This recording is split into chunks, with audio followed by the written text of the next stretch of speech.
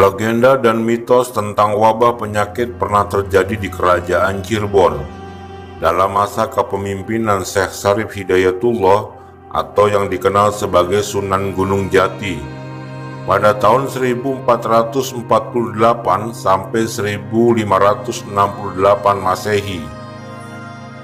Kisah legenda ini terkait dengan hilangnya memulo atau kubah Masjid Agung Sang Cipta Rasa yang dibangun pada masa pemerintahan Syekh Syarif Hidayatullah dan dibantu oleh Sunan Kalijaga. Kisah legenda dan mitos mengenai menjangan wulung dan azan pitu dikutip dari buku Syekh Syarif Hidayatullah, Sang Pengemban Kerajaan Cirebon, yang ditulis oleh Besta Besuki Kertawibawa. Diceritakan, kerajaan Cirebon pernah dilanda wabah penyakit yang sangat mematikan. Orang yang terjangkit penyakit ini hanya mampu bertahan 1 hari saja. Jika orang tersebut menderita sakit di pagi hari, bisa dipastikan keesokan harinya orang tersebut telah meninggal dunia. Penyakit ini ternyata disebarkan oleh sosok menjangan wulung yang dikenal sakti mandraguna. Untuk melawan kesaktian menjangan wulung, dilakukanlah azan yang dikumandangkan oleh 7 orang santri. Cara ini ditempuh setelah Syekh Syarif Hidayatullah berunding dengan Sunan Kalijaga guna mencari cara yang paling ampuh untuk melawan wabah penyakit yang disebarkan oleh menjangan wulung.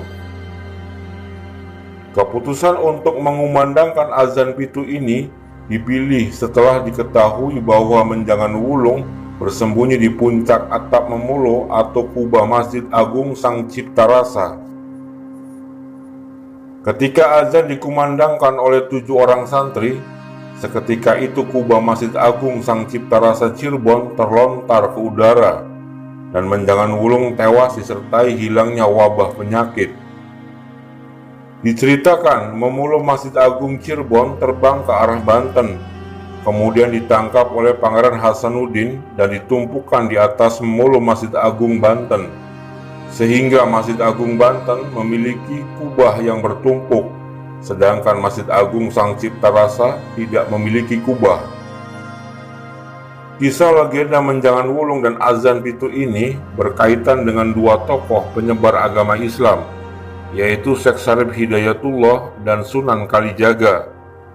Adanya 2 tokoh agama yang dapat mengatasi wabah penyakit membuat masyarakat Cirebon mempercayai kisah mitos ini.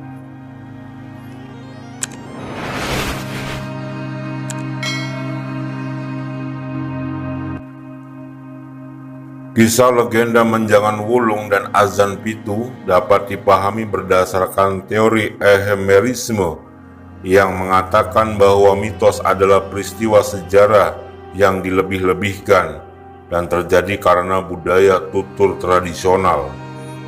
Salah satu bentuk penyebaran cerita rakyat memang melalui kisah lisan dalam bentuk pantun dan tembang. Melalui legenda menjangan wulung yang menyebarkan wabah penyakit dapat juga dipelajari bagaimana masyarakat melihat suatu fenomena yang tak dapat dijelaskan dan dipahami oleh nalar, yaitu dengan membuat personifikasi atas wabah penyakit sebagai sosok jahat, yaitu menjangan wulung yang membawa kematian.